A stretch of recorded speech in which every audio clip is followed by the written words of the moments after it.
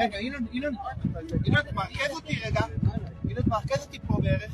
If you walk in Jerusalem today, you might think you know what you're about to see. You expect history, you expect holiness, you expect the familiar, but something feels different. Something hums beneath the surface. The ancient stones still stand, but the air feels charged like the city is holding its breath. The markets are loud, the prayers rise as they always have, yet somewhere in the middle of all this, a new message is appearing. Signs, not digital billboards, not tourist posters, not museum guides, but bold, unashamed signs pointing the way not to a hotel, not to a restaurant, not even to the bustling bazaars of the old city, but to something far more audacious. The house of God, and just like that, everything feels different, because this isn't just a street sign, this is a statement, a declaration, and it forces the question, why now? Why here, on ground that has sparked wars and divided empires? Why, in this city where every prayer carries centuries of longing, would someone dare to post these words knowing exactly what they mean? For some, it's nothing more than the work of activists trying to stir up controversy. But for others, these are not just random signs. They are prophetic markers, a message that what was once only whispered the rebuilding of the Jewish temple has stepped out of shadow and onto the streets. And that means we have to ask the question no one wants to ask. Are we standing at the threshold of one of the most explosive fulfillments of prophecy the world has ever seen?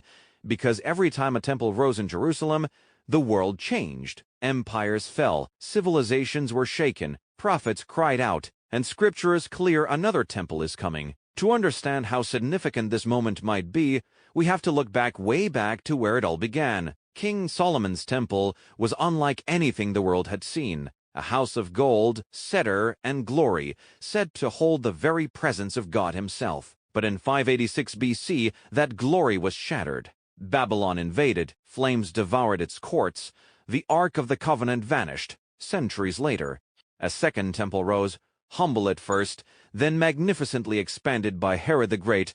This was the temple Jesus entered, where he taught, where sacrifices burned every day, and just as Jesus foretold, it too was destroyed. In 70 AD, Rome marched in and tore it apart stone by stone until nothing remained, yet prophecy didn't end with its destruction. Daniel spoke of a future sanctuary. Paul warned of a man of lawlessness who would set himself up in God's temple, and John, in Revelation, measured a temple that has not yet been built. The Bible leaves us with no room to doubt. Another temple is coming. And now, 2,000 years later, we stand at a moment that feels eerily like the beginning of that return, because the signs are no longer theoretical. They are literal. They are appearing across Jerusalem. Road signs, markers, quiet reminders pointing not to something that exists, but to something that's coming.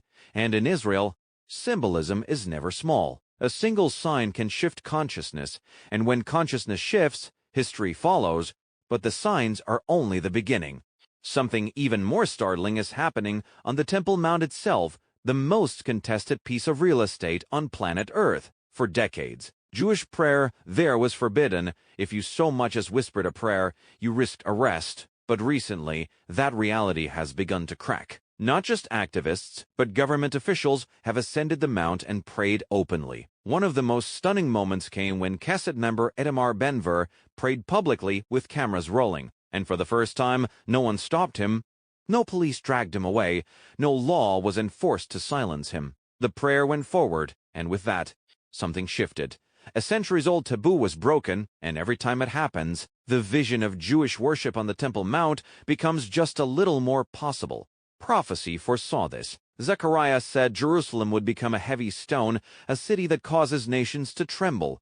And every headline about the Temple Mount, every outcry that follows these visits, feels like that prophecy playing out in real time, and there are more signs still. Jews continue to return from exile, Aliyah, just as Ezekiel saw when he spoke of dry bones. Coming back to life, archaeologists continue to dig under Jerusalem, uncovering streets, ritual baths, and ruins that prove beyond doubt that the temples once stood there. Every stone uncovered is a silent witness that this isn't myth. This is history. But perhaps the most dramatic sign of all isn't in the streets or under the ground.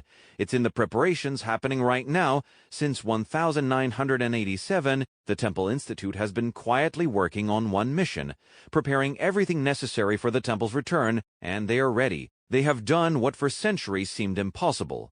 Piece by piece, artifact by artifact, they have rebuilt nearly every sacred vessel described in the Torah, the golden menorah shining like the sun, the table of showbread perfectly crafted to the ancient dimensions, the priestly garments hand-woven and ready for service.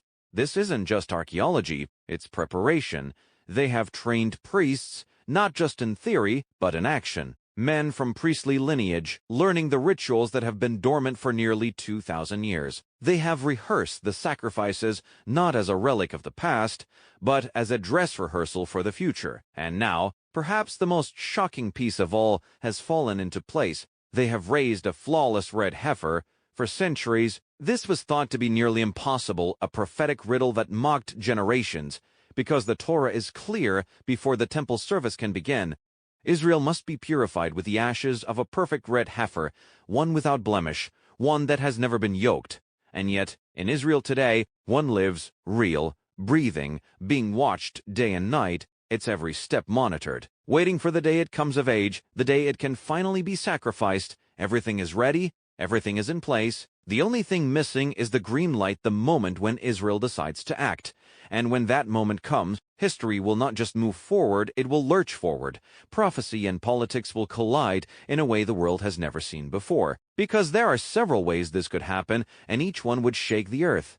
The temple could rise in open defiance, sending shockwaves through the Muslim world, sparking outrage, riots, even war. It could rise through diplomacy, through a historic peace deal that divides the Temple Mount and allows Jew and Muslim to worship side by side. Or as the most sobering prophecies warn, it could be rebuilt, only to be desecrated by the figure Scripture calls the Antichrist. The Apostle Paul warned that he would take his seat in the temple of God, declaring himself to be God.